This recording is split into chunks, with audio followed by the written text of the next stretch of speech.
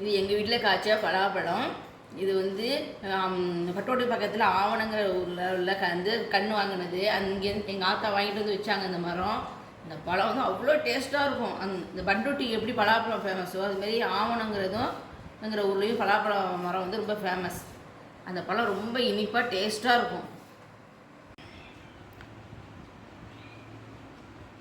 பலாப்பழம் அறியும் போது கத்தியிலையும் கையில் நல்லெண்ணெய் தடவிக்கணும். அப்போ தான் கையில் வந்து பிசு பிசுன்னு ஒட்டாமல் நல்லா அறியறதுக்கு நல்லா வரும்.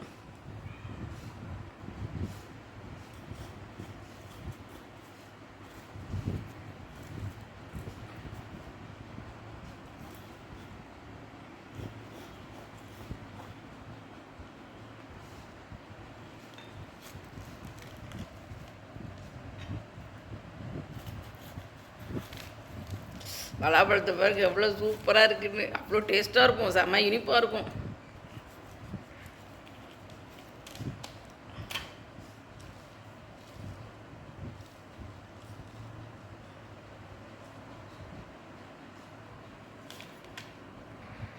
மரத்துலேயே பழுத்தது. இன்னைக்கு காலம்பரை தான் பறித்தோம். இப்போ தான் ஈவினிங் கட் பண்ணுறோம். அவ்வளோ இனிப்பாக டேஸ்ட்டாக இருக்கும் இந்த பழம்.